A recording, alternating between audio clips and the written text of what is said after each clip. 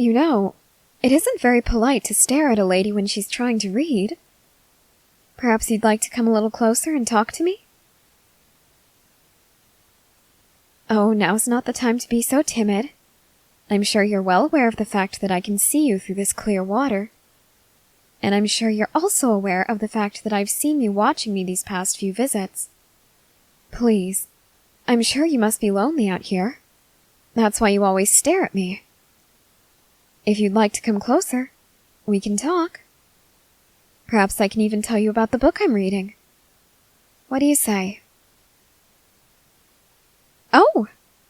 Oh, you actually came closer. I wasn't expecting that. From what I've seen of you, you seem rather shy. Ah, I understand. You don't get many visitors, so you don't know how to interact with them. That's certainly understandable. May I ask what your name is? What a lovely name that is. It suits you quite well. I don't believe I've heard a name like that.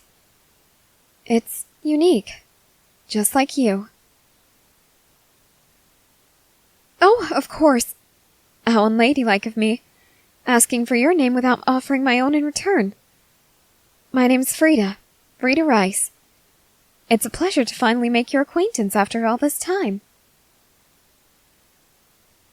Oh yes, I've noticed you staring several times before now. Of course, more recently, you've been staring more often. I've tried to push it aside, but since it's been going on for so long, I thought I'd finally talk to you about it. May I ask why you have such an interest with me? Really? You've never seen a human up close? Then why did you always watch me from such a great distance? Oh my. Well, I know we only just officially met, but I can assure you I'm nothing like the humans in your stories. I don't wish to harm you or capture you or anything of the sort. I only wish to get to know you, if you'll allow me. Oh, of course, I understand if you're a bit hesitant. After all, I am a stranger of a different species, and with what you've told me about the stories that you tell about humans, it's understandable that you would be hesitant.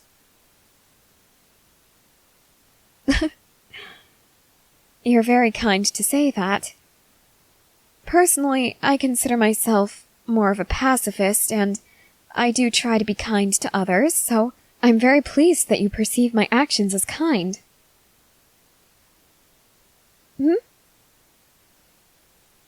Well, if we're going to get to know each other, you should tell me a bit about yourself, and I'll do the same. What's there to tell? Let's see. Do you have any family? Your parents? Any siblings? You're an only child. I see. Your parents. Are they here? Or do you live in different bodies of water? Different bodies of water? If it isn't rude of me to ask this, how did you get separated? Really? When you're dry, you form legs instead of tails? That's amazing! In all of my reading, I've never come across something that said that. I see. Human stories about you are often inaccurate? I suppose that's something our worlds have in common, then.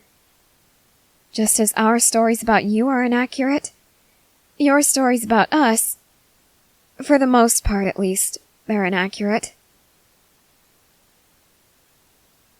Yes, for the most part, because there are some people in this world who are unkind, who are cruel, and who wish to bring harm to others.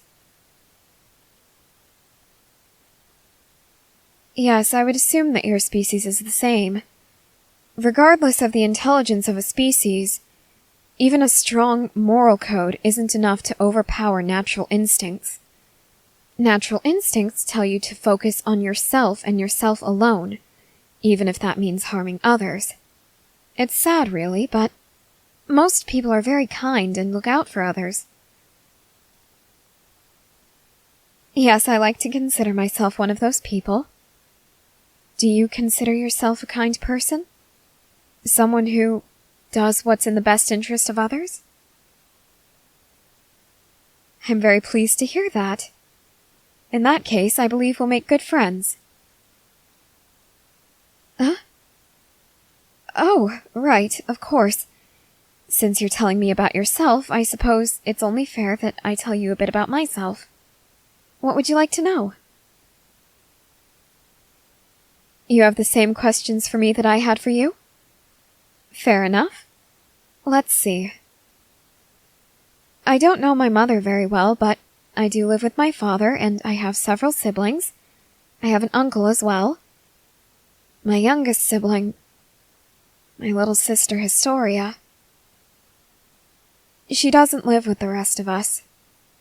She lives with her mother. I suppose she's technically only my half-sister, and I don't get to see her very often. When I do, though, she always has the biggest smile on her face. I love seeing her so happy. But at the end of every visit, I have to watch her smile fade. Why? Well, can you keep this a secret? It's nothing too terrible, but my family has this strange ability, this responsibility as well. And whenever I leave my sister Historia, I have to erase her memories of me. I have to erase the memories of all the fun we have together.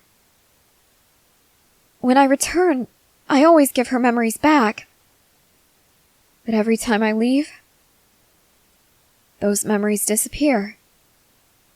The same way I do. Why do I have to do this? I'd really rather not say. That isn't something I'd like to get into at the moment. No. It isn't exactly bad. I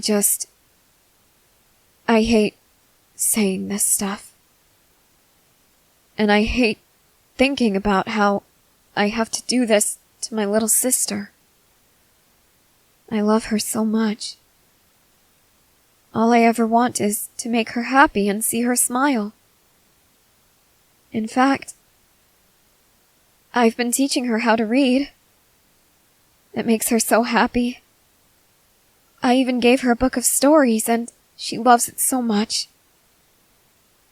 Every time I show up, she tries to read it to me, and we go over the different words so that she can improve, and she's learning so quickly. It's hard to believe that one day she'll be forced into something that she'll probably hate. Something that I'm being forced into now. Huh? I'd rather not say, if you don't mind.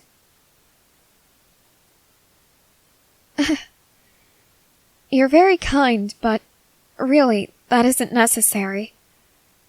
There's nothing you can do to keep this from happening. I'm sorry to say that, but it's the truth. I appreciate the gesture, though. Really, I do. I'm glad that you consider me a good enough friend already that you want to help me and protect me. I feel the same about you.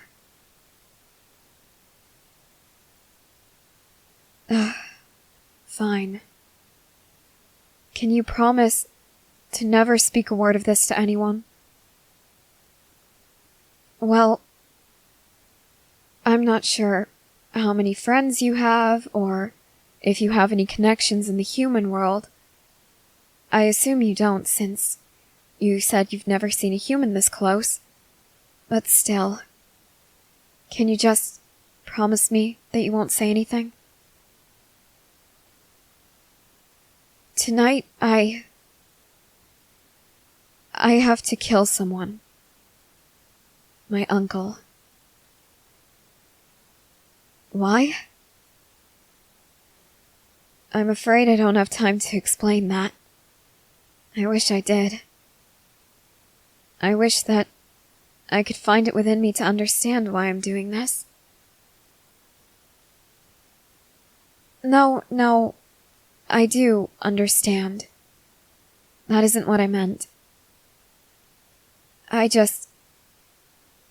I don't understand how I can live my life trying to be kind to everyone, trying to help everyone, trying to be a good person.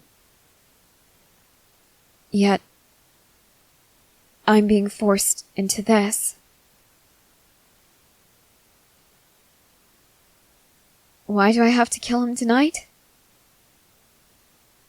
Because if I don't, he'll die anyway. And my family will lose access to a power that we've always had. A power that protects the people here. A power that keeps everyone safe. If it were to fall into the wrong hands, only death would follow. If I kill him, I will receive his power. And once I do, I can protect that power. I can protect everyone here with that power. How? How do I have to kill him?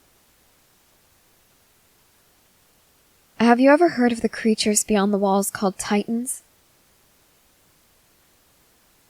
I am going to turn myself into a Titan, and I will be forced to eat him.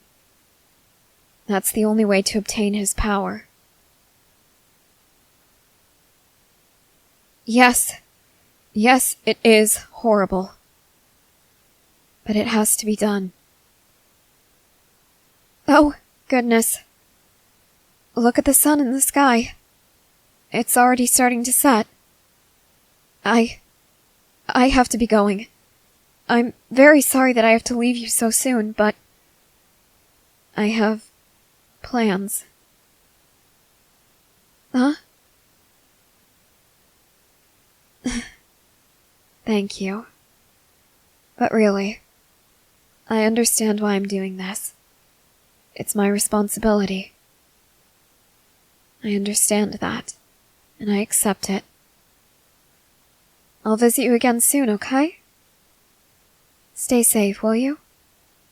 And try to gain a bit more confidence. If someone else comes by, you might make a new friend. I'll see you soon.